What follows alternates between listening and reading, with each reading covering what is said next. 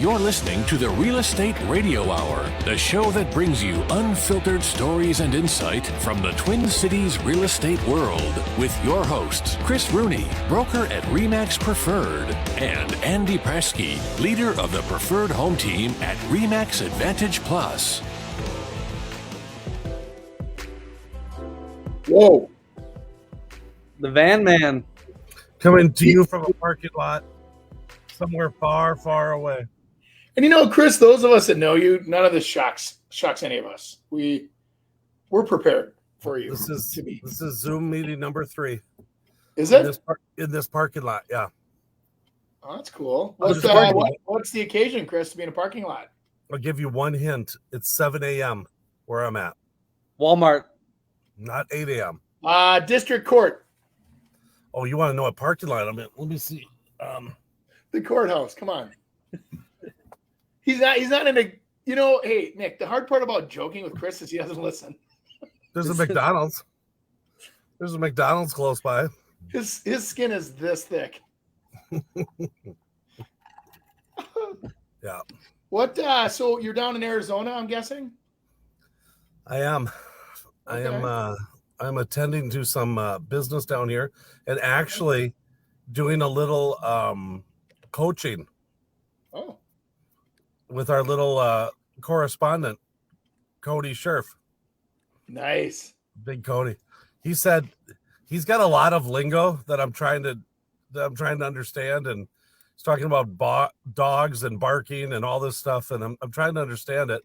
And then he goes into, we got to get Prasky down here. He wants Prasky. So he says he's finding so many deals. One of the things I was talking about is different ways to kind of, get clients and how you get them. Yeah. And one was, obviously finding a deal. There's a lot of people out there that, he calls you've got a bunch of people that could get a deal. So if you have a deal, you're in control. And so he starts getting on the phone. He narrows down this search from 68 down to 68 different properties. Oh, wow. As of yesterday, we're going out looking on Friday. As of yesterday, he's down to now 23 left. He's called every single one of those people. And it's hilarious. So there's some hints right here. If you really look at the recipe he's using, ambition, mm-hmm. He's a good hunter, and then he's not afraid to work. And I'll tell you, I would invest in a kid like that, because that is a, and he's not a kid, he's an adult, but what I'm saying, he's younger now, so he's a kid, but he will make it in this industry for sure. Yeah. He's a good kid. It's funny how you because every agent is different. I think that's the real interesting thing. There's no real recipe or to be able to be a real good agent. You got to kind of take what you do good and then focus on it. And I think a lot of times agents get caught up in this, I'm supposed to do this, and I'm supposed to do that, and I should do this, but you've got to do what you're good at, because number one, you'll do it. And number two, it's probably what you're going to be best at. So. That's right. Yeah. That when you come down to, thinking about, I would say the number one, when you meet, anybody that's new to this industry and they're you're like, wow, they're having success right away. It's because they know how to hunt and they know how to find the deals and make things happen. It's the people that don't know how to make things happen that follow those that do. And it's like, that is just, I don't know. Good for him. That's awesome. I'm going to use my Andy Prasky analogy here, that it's kind of like the backup quarterback. The backup quarterback has got to know what the heck they're doing. You can sit there and wait for your chance and wait for your chance. But if you don't know what you're doing once you get in there, you're not going to take advantage of your chance. And I know we talked to, Cody from day one, that you got to know what you're talking about. You have to know the real estate part. And I'll be glad to report that's what he's doing. He's learning, the contracts, and he knows what's going on and taking these opportunities and making phone calls to different agents. I do it every week. I'm always talking to different agents, and I'm telling you, I've been doing it for 32 years now, and I'm always learning something different, learning something new. And it's just really good to get out there and just talk. That kind of keeps you in the game as well. So, yeah. Is that you? That's me, baby. In the van with the kids watching, just hey, what's wrong with Dad? Hey, that's prospecting the baseball team right there. Yeah, That guy's, back in the day. Yeah, back in the day. that's funny. So what do you? So you're down there just kind of helping out with Mom and Dad and doing some other stuff, looking at properties and doing some other stuff, or what are you up to? Yeah, and just kind of reloading, I guess, and just figuring out lots of fun stuff. It just kind of it's good to just be able to, not have to keep going to appointments. And I'll tell you what, the whole COVID world, which I hated, absolutely hated, Yeah. but there's some good things that came of it, and it is things like this. I mean, I could do all my work from here if I have to. I mean, I can't go and look at that house, but I can have someone else be showing it, and I can be on FaceTime and be doing the same exact thing. So For sure. and giving my opinion. So it's working out good. But yeah, obviously my dad just passed, and so we're trying to get their affairs settled here in Arizona as well. So yeah, understandable for sure. Yep. That did you wake your neighbors up like I did at 6:45? Did I? Yeah, I don't know. I gotta be honest with you. I'm over equipped with equipment for snow. Mm-hmm. I've got 3 snow blowers. I've got 2 backpack blowers, and one of my new backpack blowers, I just got it. It's actually a little early Christmas present. It's the new Steel 800, and it has like the pull start from your hand, so you can be talking to someone and shut it off, and then literally start it up without taking it off your back. What is it? Is it a blower? Yeah. Oh yeah. Oh yeah. Oh, so do you use it for leaves and stuff? That and snow. Oh wow! I found that with a I have a stamp. I have a lot of fly stamp all over your face. That's it. Yep. I have a lot of stamp. That's exact model that I have. I love that. Does the snow fly all over your face? No, actually, like you see the leaves like that right there. It just throws. It's so powerful. It's unreal.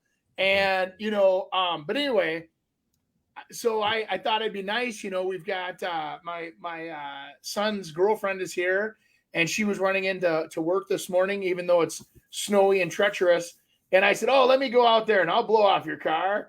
And I'm like totally wop, wop, wop, wop. I can see the lights turning on all around the cul-de-sac. You jerk, shut up. You love your toys. I remember the one time when you took was it a tractor or a bobcat? It was a huge tractor cleaning up a property because they had gotten so far behind, and you came in and you basically plowed the property.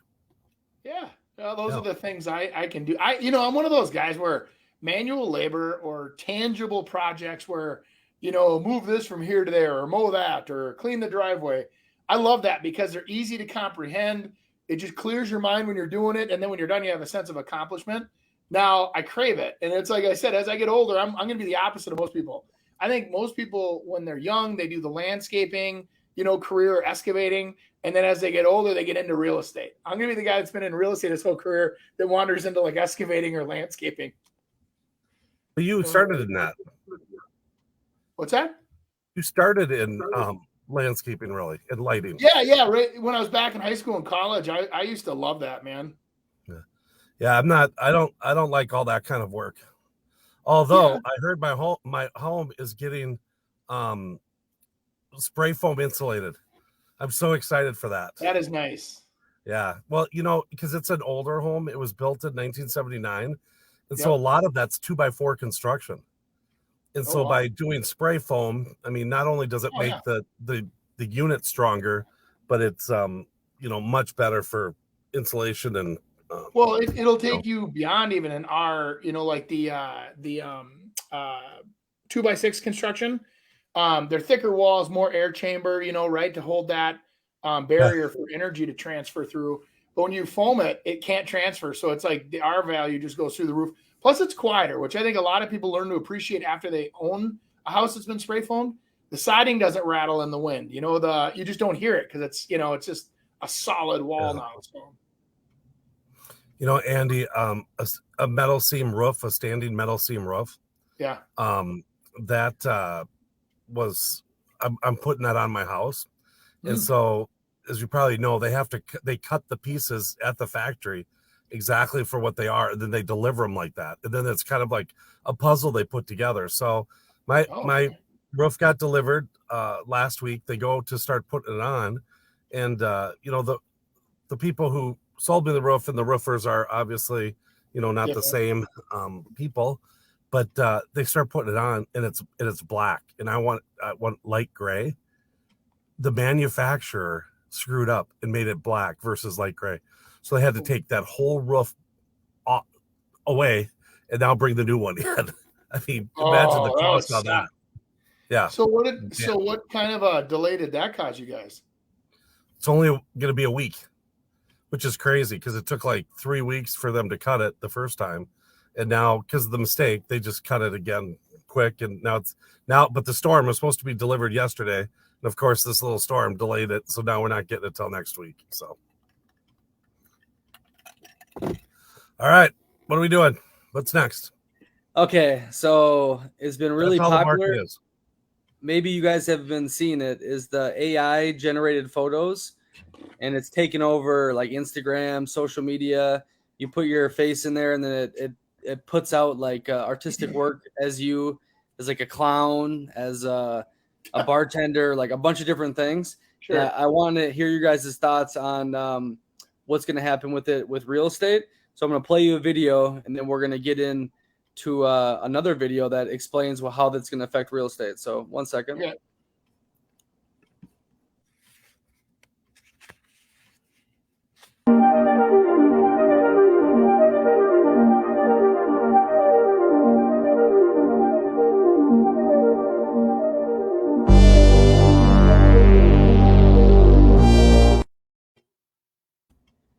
So basically, you're just putting in like a code word, and then it does all this for you, the AI, right? Now, here's a video that they're saying how it's going to affect. That's craziness. I might look good again, Andy.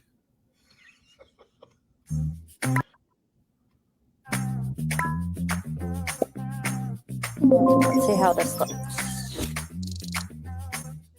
Perfect. Enter VR mode.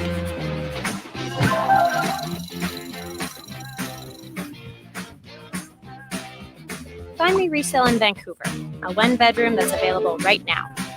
There are 543 listings available in this area. Let's check out this one.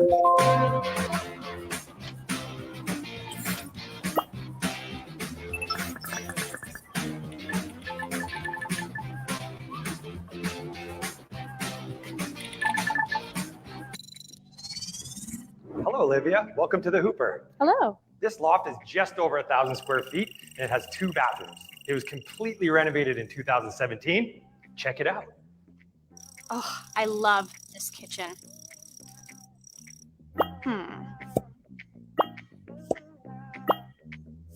Oh, my art looks perfect there.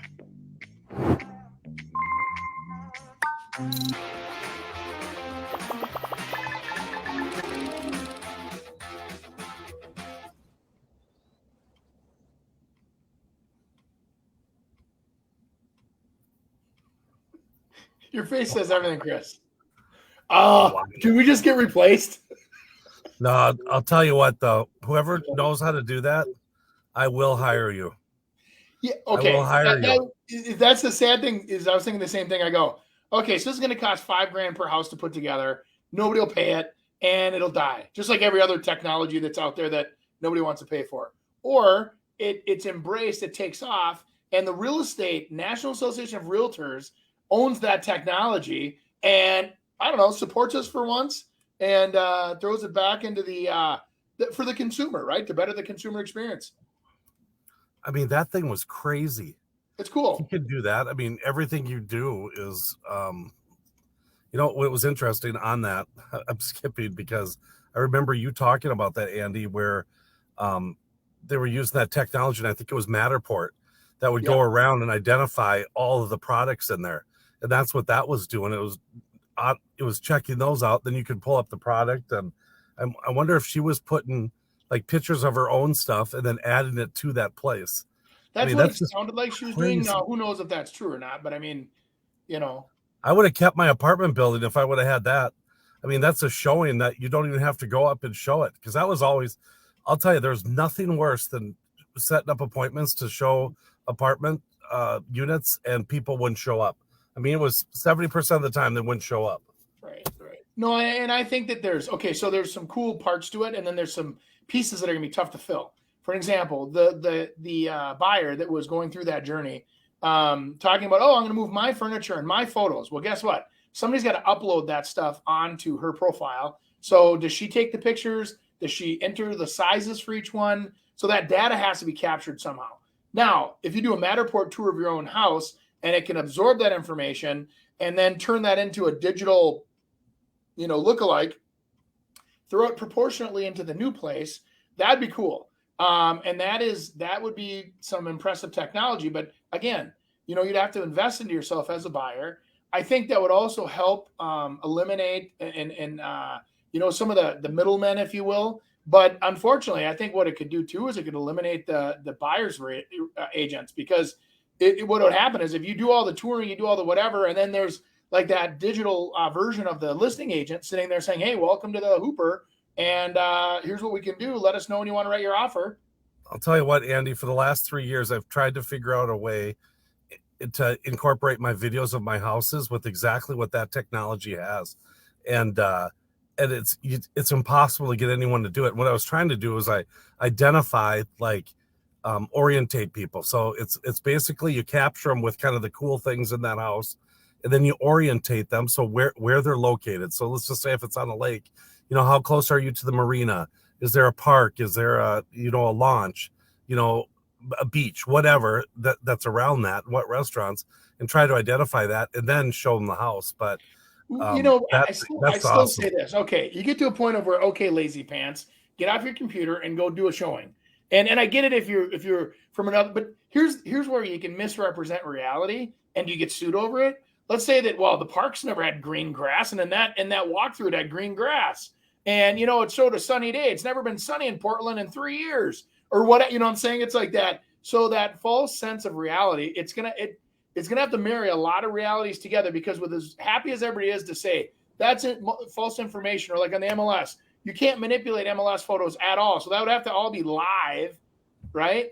Boy, were you against MLS going on a computer too? I was going to say this. What is the difference between what we just showed here and the internet, 20 years ago for realtors? Like, I'm just saying it's got to be accurate. That's all. I'm not complaining. I'm just saying it has to be accurate, because what'll happen is that if you don't have, who's kidding who? There used to be agents in the past that would show the backyard and they'd Photoshop out the power lines. And then all of a sudden you get there and you go, where? There's power lines here. So they literally, you can get fined for that now. And that's all I'm saying. Is that so there's a lot of consumer wants, and then there's reality of the real estate industry and their regulations that'll have to marry together. Well, I got something for you guys to save the day. AI is not going to take your job. Here's a little video that's going to give you guys. We're pretty replaceable. The broker owner and the agent are still center to the real estate transaction, period. That's where the personal relationship is. And the thing that's fascinating is, even though we've got all this technology and Google anything, and everybody should be able to do whatever they want with technology, it is a much more complex process of buying and selling a property than it was 50 years ago. When I watched the changes in the industry over even the last 5 years and so on, the real estate agent has become even more important than they ever were before. That's the founder and leader of RE/MAX right there. Do you believe him? I do, actually, because I've watched these technology companies come and go. Because, if you really think about it, that technology that you just looked at, or that we just watched, right, is designed to allure the buyer in, make them fall in love faster, make them, because think about, what if you had a crappy crap hole? I mean, it's like that. It's gross, and you're in the middle of a crime-ridden area, and there's a carjacking happening on the car. You're not going to use that technology. You know what I mean? So is it only for the luxury market? Is it only for the fancy brand new? I think, Andy, on this, the reason that realtors, I don't think will ever go away. I think there could be a lot of them that go away, but I don't think they'll totally be extinct. The reason being is because real estate is not black and white. There's a lot of gray. And when you use the internet, it's got to be one or the other kind of thing. And sometimes it's not. And so you have to kind of take that in. And there's so many different things that can happen. And I even think with that whole AI thing, I think it might even be more important that a realtor's involved to be able to, decipher what information goes out. Because I'll tell you what, a lot of times, what we try to do is we try to, look at the advantages of that home, and then make the challenges, justify the challenges, or don't really show those challenges. And that whole AI thing is going to be able to say, hey, there's a great pot plant right down the street, and it grows, and you're going to see it. And that right down the street might be 7 miles away and you'd never even see it, but you see that pot plant and, oh my God, it's gone. I'm not going to live there, or I'm going to live there.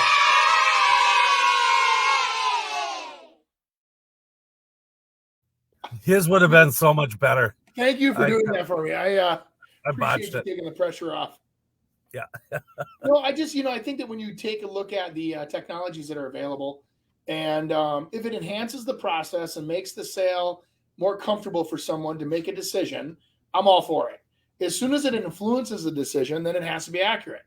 So when you influence a decision, like you're saying, oh my God, this is a limited, look at this view, and then you get there and the view's not the same, and so it's misrepresenting reality, then I have a problem with it. But it's like, hey, if it represents a truth and I'm a listing agent and that's the new tool, and let's say I spend $5,000 per listing to do that, well, guess what? You're paying for it. I mean, it's not like it's free. I mean, so the now it costs you more to list your house, but maybe you don't have to pay out a buyer commission. So maybe it's a savings. But I think this is where social media comes in, because what we have within our MLS and what we have to do and how we have to represent on MLS is not misrepresent anything. On social media and collateral materials, we can fluff that up. So we might put in a nice little sunset, green up the grass, make the water look perfectly blue, remove all the weeds from the lake.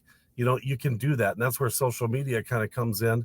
And the whole idea is to try to get, I think social media to me is mainly probably 75 to 80% trying to get clients, 20% trying to sell a house, and so it's like, how can I manipulate the audience to want me, to like me, so I sell them something versus selling my home that I have on the internet. And I always talk about, everyone says, well, do you have it?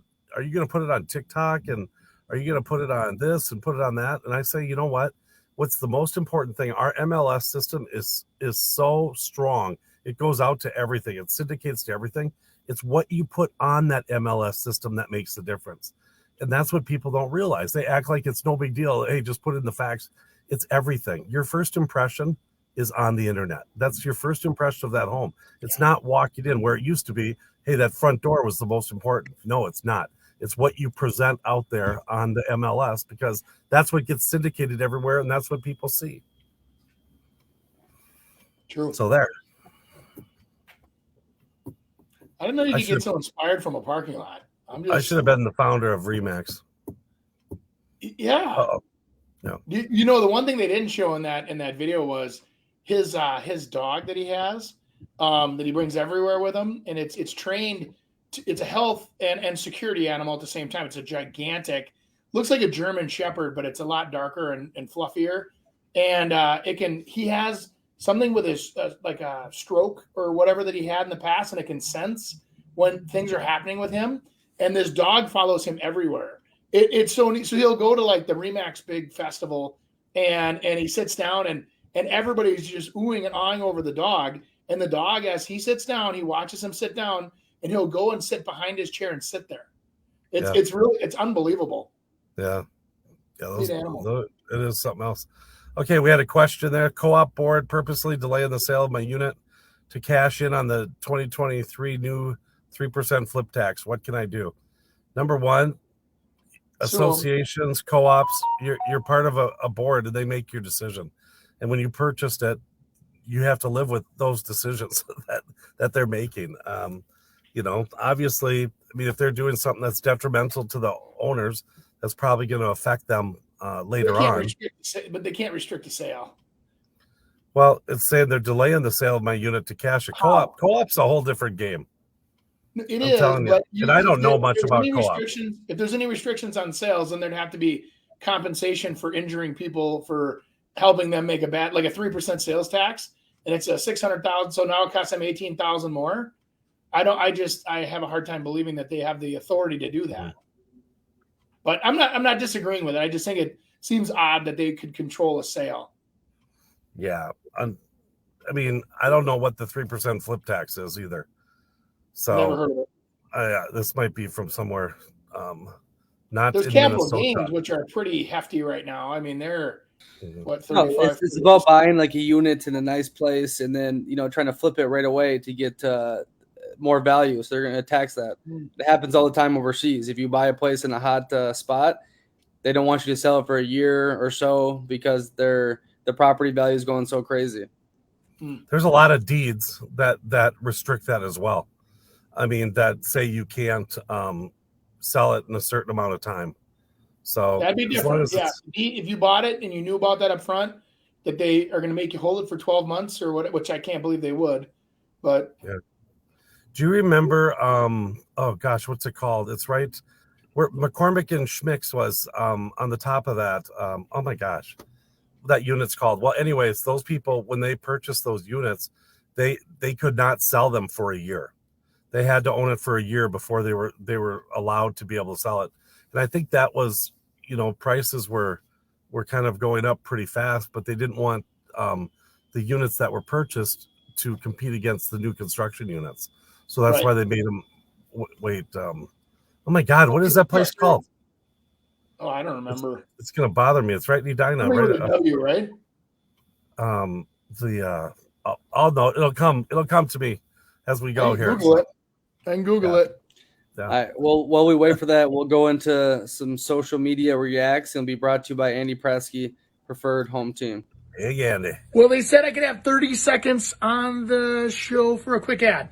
Andy Prasky, Remax Advantage Plus, Andy@Prasky.com if you want to email us. Here's the thing. 22 years in the business, over 1,400 sales. I'd like to help you with your real estate needs. If that's buying, if that's selling, if that's building, whatever it is, give us a call, send us an email. Let's get you started on your real estate journey. I'd like to help you on the way. Lots of experience here, and I would like to put it to work for you. Andy Prasky, Remax Advantage Plus. Thanks for listening to the show.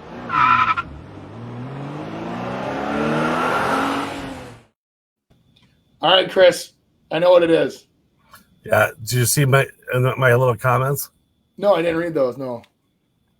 I figured it out. You inspired me. Your commercial inspired me. Yeah, the Weston Galleria. Yeah. Yeah.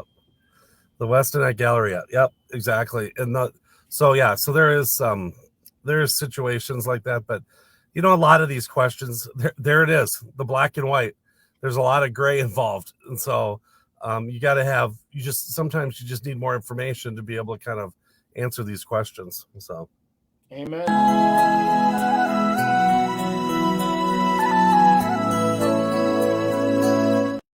So that's awesome. Oh God. See, to me, I would be like, that person's super creative. I think they've got to be able to do something on my house. Now I'd want to make sure to see how they market houses too, because maybe they know how to market other things other than houses. But that was fun. If they're looking for another job, they should become remodelers. I think you're going to see that boom the next couple of years. What's the reality of this, Andy? With those realtors need another job. I think that's a real reality. I mean, sales have gone plummeted, Well, I think that if you really look at it, Chris, I mean, a lot of people that are in real estate, when they, at least a majority of the smart ones, right? They dive in and they have a significant other, whatever that means, and they have somebody that can support that new adventure. But how long can they support it is the question, right? So it's like, can they make it 6 months? Can they make it a year? Well, interesting you asked that question, Chris. So let me throw some stats at you. So I just read this on NAR. They were talking about the amount of listings. So in this year, 2022, we sold 5.8 million listings is what they're anticipating by the end of the year, okay, nationally. Now you look at 2021, we sold 6.8 million. So everybody that's in the business now is feeling like, well, geez, it's down, 10 or 15% and on paper, and we can feel it. Well, here's the sad reality. They're also projecting in 2023 that we're going to go to 5.1 million, which is the lowest volume of sales since 2012. Doesn't mean they're not going to sell, and everybody's still anticipating, across the board on values, everything, the average will be 0.04% appreciation. Supply and demand is still going to be the shortage is going to be the key that keeps the values high. Inflation will also keep the values high, and there's just going to be a lack of houses for sale. As rates drop, and everybody again across I love these numbers across the board. There's a thing called the 10-year Treasury rate, and they say that the average gap between mortgage rates and the 10-year Treasury rate is averaged historically 1.7%. Okay, right now we're at 2.9%, which means that when you take where we're at on mortgage rates right now, there's too big of a gap. Mortgage rates should be at 5.25% to 5.5%, but they're putting a yield on it, which is unprecedented. It's the highest get. We had more in 1 year. We had I don't know if you knew this. We just lived through history. This was the first year in recording mortgage rates. It went up as fast. It was doubled in 6 months. Mortgage rates that's never happened before in the 50 plus years of recording mortgage rates. And we also had the fastest rise in rates proportionally ever in the history of tracking mortgages.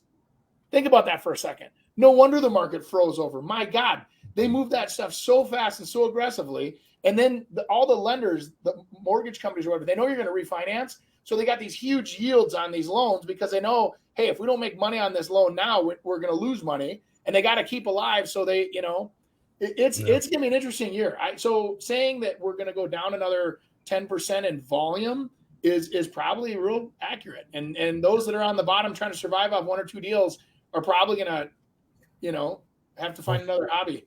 Well, I think the one or two deal people will stick around because they've had to have another job the whole time, but it's the people that were doing the 15 to 20 that are now going to do 7 to 10.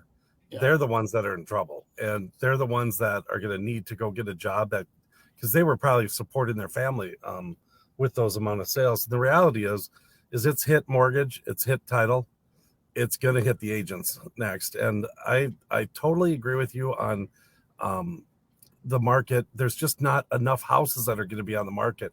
And that's what's saving us and the reason is because of those interest rates that they got.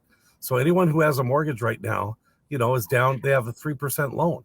And they're like, well, let's just hang out here. We'll stay here. It's going to be low. I can use my other money to be able to pay for groceries now because they cost a crap load of money. So just a lot of houses won't come on the market.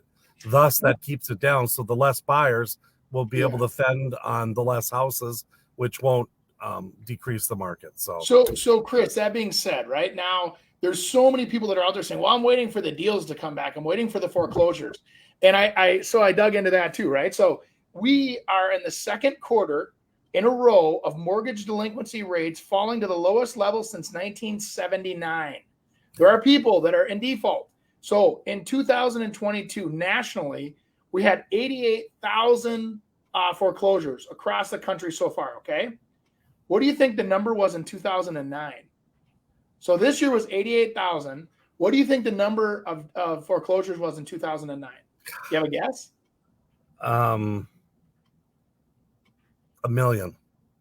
Okay, so you were halfway there. So in 2009, we had 2 million foreclosures in 1 year. We're at 88,000 right now, which is below the natural saturation rate of people that just die and they forget that it's an estate and it gets foreclosed on. And you got to remember, like, there's about 1% of the market that just properties get abandoned for health reasons or jail or whatever, right? I mean, so it's like that does happen. So what's interesting to me is like these people say, well, we'll wait for the foreclosures. They're not coming.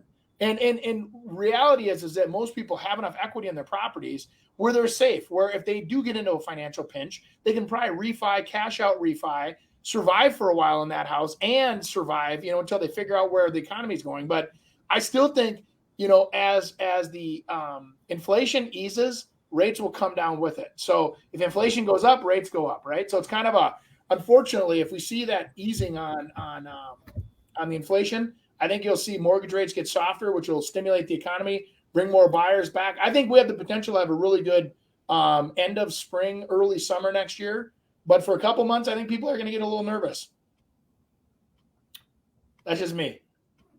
You didn't ask for a projection. Well, you have prediction. I mean, obviously you studied it and you know it. It's not like you're just talking about nothing. You dissected the numbers. You're taking history.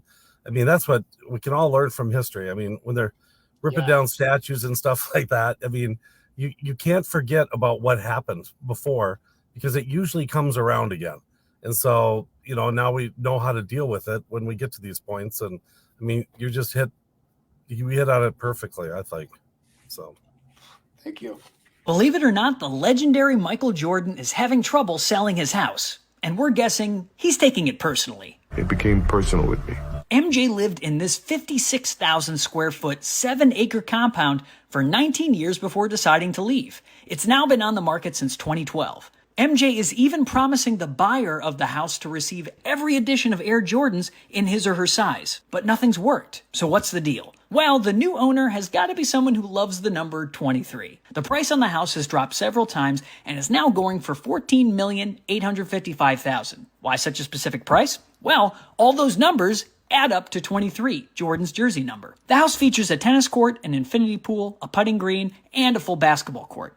It has 9 bedrooms and 19 bathrooms. There's also a cigar room with plenty of card tables where we're guessing Jordan played some of his infamous high-stakes poker games. The question is, if you had the money and the game, would you buy it? Hell yeah. I'd buy it.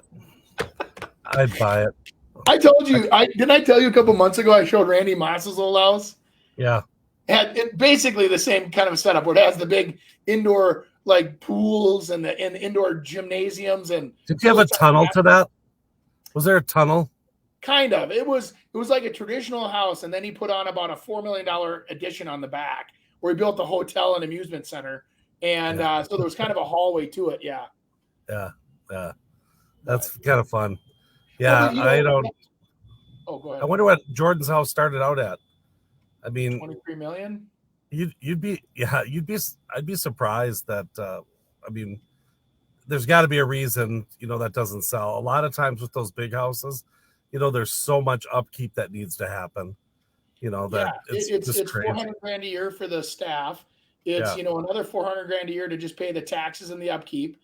And people are like, I don't want to pay $800,000 for somebody's old house. Yeah, that's exactly what's happening. Yeah, and that is the thing when you start doing those the big houses, it becomes a maintenance thing. I had a good client of mine tell me one time his dad told him he owns a lot of real estate, and he pays cash for his real estate, and so he's done very well over the years, and he's got cash. But he's like, my dad always told me it's the upkeep and the taxes that'll get you. Not if you don't even have payments. And I know his real estate was $480,000 in property tax alone on his properties, and that's owing zero. So it's crazy. That I used to joke, and I said to my mother-in-law all the time, I say all she does is mows grass and pays taxes, because she's got 5 different spots around, and it's from lake places to places in Florida to farms to, and it's it is, if you're going to do all the work yourself, my God, it's a full-time job. Yeah. It's crazy. I think the luxury homes too, when people are building them, they want kind of the latest and greatest. They want what they want. And then all of a sudden in 8 years, when they turn around to sell it, that's not the latest and greatest anymore. And now all of a sudden, I'm trying to capture the money because of all the latest and greatest I put in it. And other people are saying, well, I'm going to rip all your latest and greatest out and add the latest and greatest now. And I got to get a real good deal to be able to do it. So looking at, the big upper market and thinking that, hey, I'm going to build this house and make a lot of money. It's just not the case. It's just not the case. I can't tell you how many times I've enjoy it. That story. And I learned it from you, because you deal more high end than I do. And I'm like, I have a lot of customers that go $1 million plus, but you've had the big boys, right? And gals. And so when you get into that bracket, it literally becomes you're buying what you want for what you want it for. Don't expect the return on investment. Don't expect to make a landfall of money unless it has a big piece of land or something with it.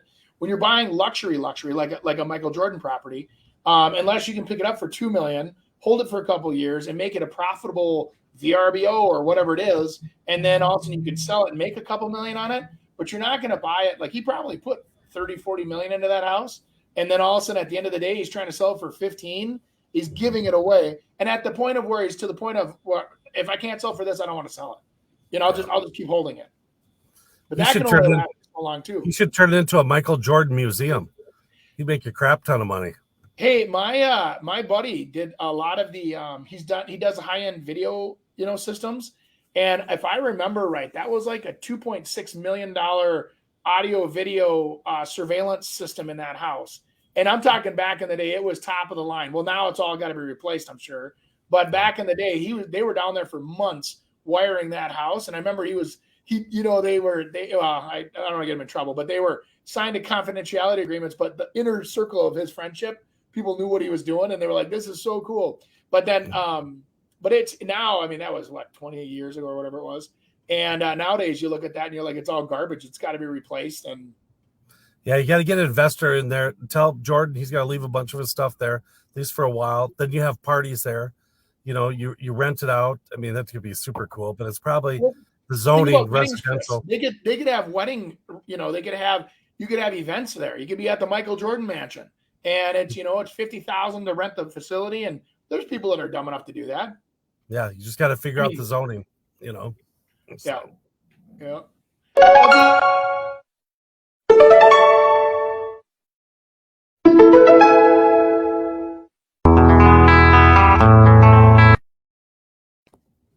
Good tune.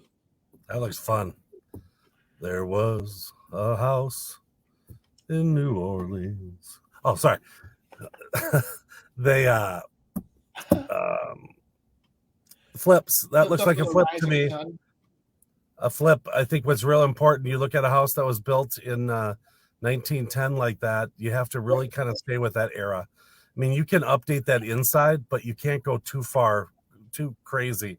So you're not putting, 2022 in. You're trying to, create that old time classic traditional feel, but you do not screw up that outside. I'm telling you. Well, Chris, don't you think like that era, they had like things like formal dining and butler pantries and all that fancy stuff. But then you go into the kitchen and it's boring. And it's like, that's where you do the work. That's kind of like the garage, right?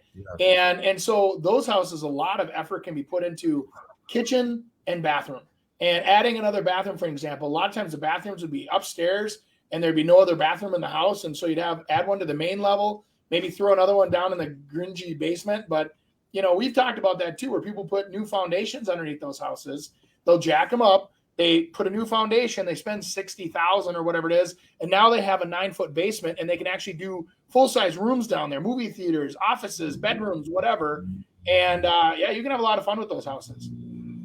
No, very true. That's and they're so fun. I love the old houses. I had my last rental property that I sold. It was an old mansion, built in 1875, and it was so cool. I wouldn't live down there now, but at one time I was thinking, gosh, when I get older, like now, that I would redo that thing and I'd have the coolest place down there. And it's like a lot of people. What Minneapolis is kind of just, I think Minneapolis has taken about a 10-year break. It'll come back. It'll be vibrant as heck again. And, but people are just a little nervous right now about it. So, yeah, I agree. That's fair.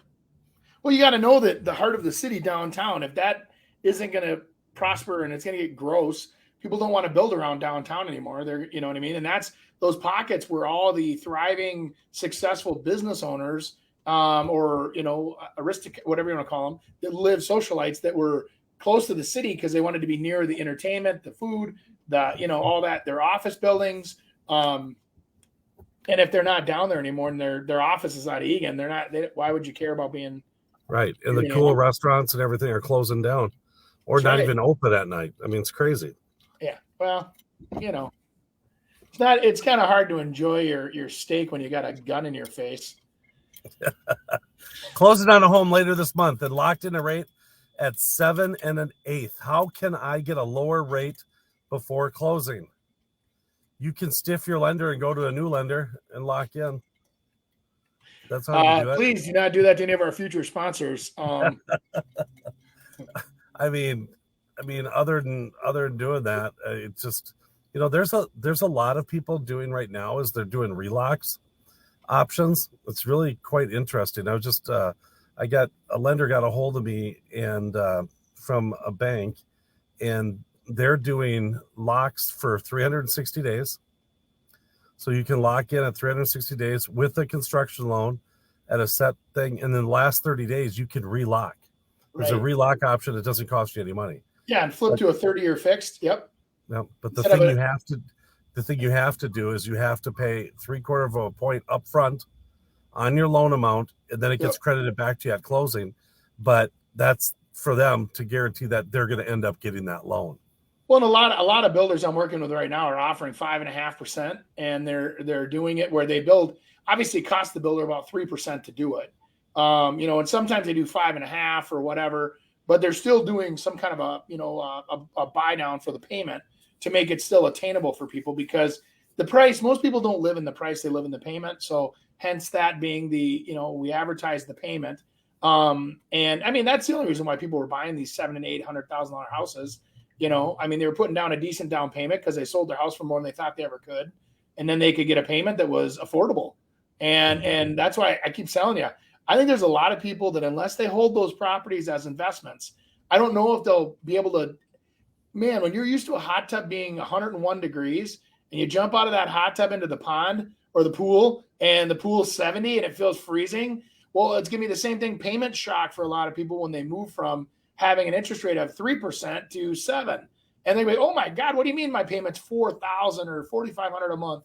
And that's the kind of range you get into. Yes, you do. So, are you going to go in and get some fresh rolls, Chris, at the place behind you? Or are you at a pastry place? There is a bakery. It's called Albertsons. That's where I'm at. Oh yeah. Yeah. Good old Albertsons. Yep. Andy, I'm being one with the earth here. Okay. Yeah. I sent Nick a video yesterday to prove that I was one with the earth, and I told him to play it on here so you could see how physical work I do, but he won't do it. So I guess we got to do this other stuff. What kind of physical? I'm just curious, and so I'm sure all the other listeners. What kind of physical work were you doing? I did that great thing that everyone talks about, and I've never understood it. I call it walking, but a lot of people call it hiking, and so I went hiking. Okay. Yeah. I went hiking. How tight of a loop did you go on? And I have to thank this homeless guy that was sitting by my truck, because I ended up walking that same path 4 times because I was just waiting for him to leave. And then finally I'm like, you know what? I can't walk anymore. I'm going for it. And I walked right up into my, oh my gosh, I got to show you this too. Look what I have there's my walking stick. Oh yeah. Yeah. I got a walking stick.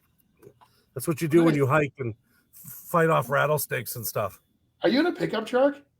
Yes. I got a pickup truck just because I want to move some stuff out of my parents' place. With gas power? It's a Dodge Ram Laramie. Nice. It is pretty. Just remember, Chris, when the little thing gets towards the E, that means you have to stop at a gas station and get gas. You can't plug that one in. I've been looking for plugins. Dang it. I know. I like that idea. Tesla. Yeah, I like that idea. All right, what are we supposed to? Okay. Oh, here you go, Andy. Backing out of a new construction home, closing in the next 1 to 2 months. Got $20,000 earnest money, or maybe is that a construction deposit for a house of $500K. The house is supposed to be closing in the next 30 to 60 days. Given the overall market situation and layoff in my company, I want to play it safe and back out.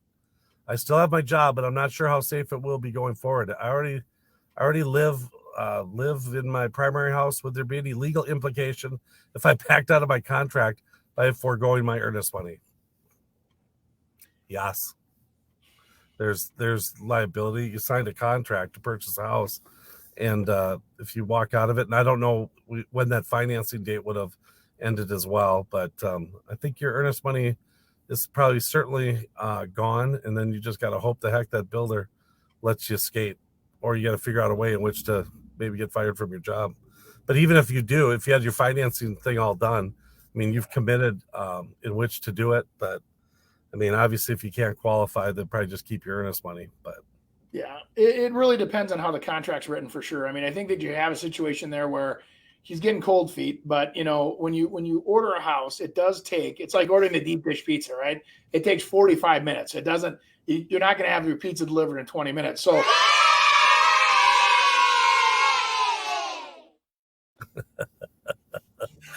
all right. So having that, I got to meet that woman someday. So the idea there is that you're making an investment that's going to be a long-term hold. You shouldn't be making that investment if you don't, things change. I get it, but understand it's your responsibility. You've committed to buying a house, and you've actually put that builder in harm's way by choice. That builder had to put more than 20% into it. They probably have all of their equity, their profit, their whatever else in there. And then they're going to get stuck with that house, get stuck with the payments, get whatever. So in the old days, builders would just say, "Oh, it's too bad it didn't work out. Here's your money back. We'll just sell it to somebody else for $20,000 more than you had it under contract for." Today, I think there's a lot of builders that are in deep situations where they're not going to give you any money back, and they're going to fight to keep it. And it depends on how you presented it to the builder. Were you completely non-contingent, or were you contingent? Right? I mean, if you had financial contingencies, that's different than if you did not have any. Like, I don't need anything to perform. I can perform no matter what. Well, then you may have. I've never seen, at least, I've seen custom builders sue consumers. I've never seen like a big national builder sue anybody, but they could. Super performance. yeah, I would. It won't happen, but they could. Yeah, I mean, builders are. I mean, and they should be able to. You guys agreed to something, I would try to figure out everything else you possibly could to be able to get that taken care of and done before you go that route. So, it's just like anything else. I mean, if you're ordering a new car and the new car comes and you don't like the economy that when the car gets delivered, you don't want to pick up the car. Well, that's your choice. But I mean, it's like, that's not as detailed as building a custom home with all your custom features and all your, weird requirements. Yeah. Especially if it's pink tile. Like when I said that. Yeah, exactly. Let's market some homes in Burnsville and Woodbury. This segment's being brought to you by Chris Rooney, Home Experts. I was just 1 year old when my family started in real estate, where both my parents were agents. They also dabbled in investing in real estate, rentals, flips, and construction. After college, I went right into getting my license in July of 1990. As a 23-year-old agent in an industry that looks nothing like today, I had to know more for my clients to choose me. There wasn't Zillow or social media to tell them how good I was. I had to win them over with knowledge. With knowledge comes confidence, and with confidence comes results.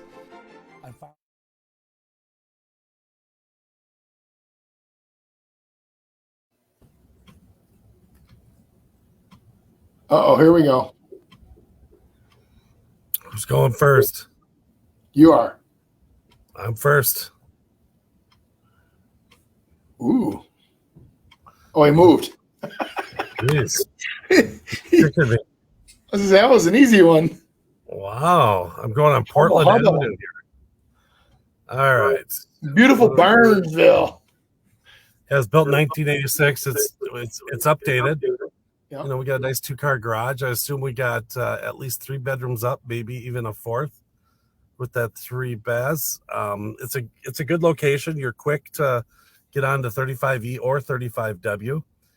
Portland Barley's is right down the road. I mean, who doesn't want a Barley's? And that was a Remax Advantage Plus listing. Okay, so it's off Portland. I think that's interesting when you look at that map, is that it says it's on Portland Avenue, which everyone would think is a busy road, but that's a little cul-de-sac off of it. So you can get, off of Portland Avenue, and that's kind of off where's 42? Isn't that near Right there. the ski slopes right there too? So you always have a nice snowfall. Yeah, it's down by Crystal Lake as well. So yeah, Buck Hill's across the way. You can see it that lower left up next to the highway there. Those are the ski runs. Yeah, That's so you're in a that or a runway. it's a good little area to be able to purchase it. Is there any more pictures I could probably look at that kitchen though? That's beautiful. I mean, in that price point, that's a lot. All hardwood floors. Kind of a modified 2-story look with a great room on that main floor. We used to sell the heck out of modified 2-stories back in the day because you get that effect. You know, you get the one side of the house that's the Rambler and has the big open vaults and the big, you know, like feel of a Rambler, right? And then you get the cost efficiencies of a 2-story on the other side. You know. Yeah, right. Yeah, you get that open feel. I mean, these guys kind of went above and beyond. Is that a dual island? I think there's a dual island there. But adding the stone in, I think that's pretty cool. Yeah, see that double island where they're kind of, I mean, that's unusual. You don't usually see that. Right. It's rare. Very rare. I would have took the crock pot off the counter, but that's just me. You don't want the crock pot on there? Yeah. I would have took all that crap off the counters. How about on the fridge when they have those video screens on the fridge? Yeah.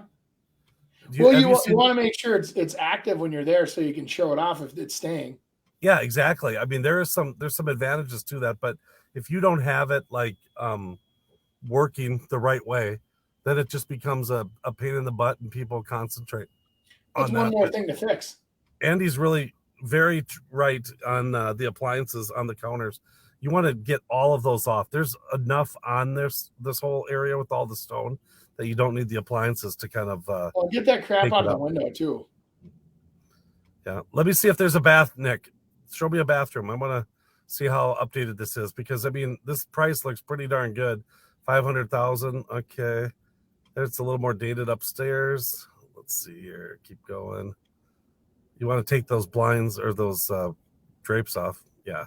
See, they didn't quite update the upstairs like it is on the downstairs. So I think it's one of those things that you got to have that kitchen wow them and just don't let the upstairs. I'm not a big bed guy, but every one of these pictures I've been focusing on the bed and how the beds aren't made or they're made real loosely or you know what I mean? It's like it's funny how it grabs your attention. Yeah, and you gotta clear these out. You can't have things hanging on the closet doors. Yeah. That looks decent. I mean, it looks like it's worn out, but it looks decent. Yeah. I mean, you can't have robes on the doors, you know. Right. That's a photographer. The photographer knows not to do that. You can't do that. Yeah. I mean, everyone knows not to do that. Whoa. Okay, that bed's really big for that room. You can't have poster beds in the dresser hitting it. Non-vaulted ceilings. Look on the left, Chris. It's touching the dresser. It's like only you could get through there. I couldn't get through there. Oh, I know. I'd slide right through there, no problem. I would just run and dive on the bed every night. So this is a case right here, Andy. I mean, those first pictures were fantastic, and then all of a sudden, it's like you're not even going to go look at that house. You're not going to go look at it. No. And so you gotta have the right photos, and that's what I'm talking about. It's what you put on MLS. People have making their decisions on that house based on anyways, it's on Portland. It's super busy, anyways, and you know it's because of those bedrooms. Just screwed it up. It's like having a car where you got a bunch of auto body work that needs to be done, and you only do one half the car. You got to finish it. You know what I'm saying? What do you do? Drive around and only show people the left side of your car? I mean, you know, and that is a problem. I mean, once you commit to a remodel, I got to be honest with you. I mean, people are going to want the whole thing remodeled because otherwise they're going to come in there thinking project. No thanks. 10-4. We kind of did that one together, which was nice. Well, I can help you too. Okay, good. You are so generous. Hey, Andy, I do have one question for you. First of all, because both of these had this. What happens when you have the first picture of the house is not the front of the house? Ugly duckling. There's something wrong. So we'll see if it's true. Yeah. That she's missing her front tooth for sure. You always start with the face, Chris. Okay. Hey, welcome to Woodbury, where your dreams will come true. You want shopping, you want retail, you want entertainment, you want great schools. We found a property for you all for $520,000. Look at this freshly remodeled kitchen with all the modern colors and updates. We have beautiful backsplash. We have updated appliances, even though they're all different colors. Who cares? It's fun. Hey, what about Texas Roadhouse? They have a Texas Roadhouse. Yes. You don't even need a kitchen. Roadhouse. Nice. You don't need a kitchen. Yeah, you don't even need this kitchen. Talk about, no. Yeah, wait to see the front of this house. Give me some more ammo here. I don't know Woodbury that well. Sorry. Yeah.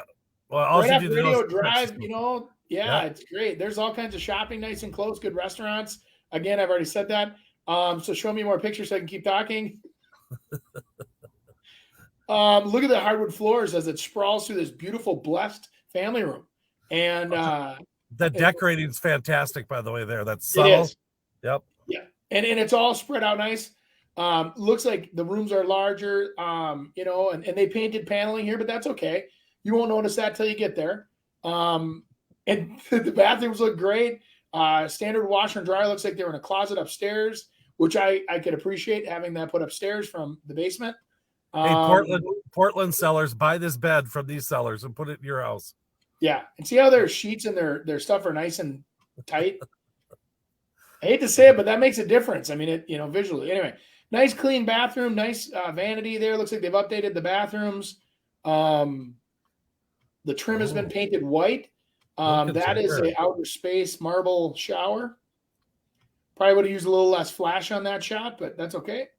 So this place is staged, obviously, because of all the vacant. It's vacant for sure. You can tell. Yeah, that's why it looks so good. Let's look at the difference what a stage thing does to you, though. Right. Yeah. Nice mirror. Looks updated. Looks fresh. Right. Nice 3-panel doors. Those have all been replaced. You can tell because this would have all been like a flat panel style house, and they would have had traditional, the Princeton trim, probably all oak, and it's all been painted white. Updated. New. Looks like new carpet. Nice outside lines. The outside's got to be ugly. Oh, okay. So that's why they're waiting so long. If they just trim those bushes away from it, it would look really good.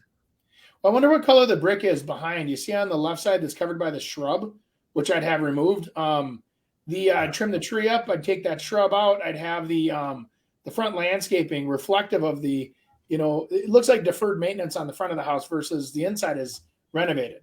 You got to bring that tree up. You got to get those leaves off of the house. Yeah.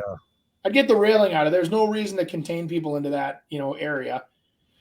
The railing I'd pull. Nice big corner lot. Is that a pool? Oh, that's the neighbor's pool. That's the best pool. Yeah. The neighbors.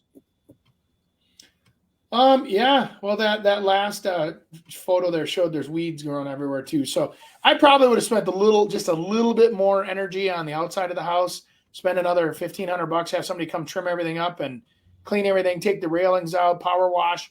That brick that was behind there that was painted white, I'm curious as to what color that would be behind there because I a lot of times would re-expose that brick, and bring out some color and warmth on the front of the house, but that's just me. Did I sell it? I don't know. I kind of feel like I'm confused. You were kind of ripping it for a little bit, but I did. I know. I felt bad because my clients don't like that when I make fun of them in their own ads. Was it worth the price though? So the price was. I really do. I think that I could see high 400s for sure. You get into that 5 in that area, and people go new. They go from 5 to 750 pretty fast in that area. It's a lot of home though. There, I thought it was pretty nice. So and like I said, nice yard, nice updates. Beautiful. I think we need Chris to be in the car more often. The van life, traveling, because his energy was fantastic today. Whoa. And everyone else. I think we should get your Norwegian movie star lady on with us, talking about how she likes to watch Andy and Chris on the Real Estate Radio Hour. I told you we can get a couple of different nationalities to say that. We should right from the pool. Where were you in Thailand? Up on the pool, holding a couple martinis. Watch the boys. The video you saw was the tsunami in Patong in Thailand. Oh, and she wanted to go swimming in the street. It wasn't a pool. It was a street flooded. Yeah. Dang. Yeah, that was crazy. Yeah. And then the next day it was totally fine. It all receded. Yeah. Well, the weather was crazy. Those areas are kind of used to that, aren't they? That tropical. Yeah, they have wet seasons, rain seasons, all that. Yeah. They design their streets to handle it. Get us a Yeah. Cambodia commercial. Tell them how much they love Andy. Okay. Everyone else, give us a review on iTunes, Spotify. 3 digestible clips on Facebook and YouTube. Give the thumbs up. Send us in any questions you have, and we'll see you next week. Thanks for joining us this week on the Real Estate Radio Hour. Don't forget to visit our website, realestateradiohour.com, where you can subscribe to the show on iTunes, Spotify, Stitcher, or your preferred podcast listening app. If you enjoyed today's episode, we'd appreciate a rating on iTunes or sharing us with a friend. Until next time, stay awesome, Twin Cities.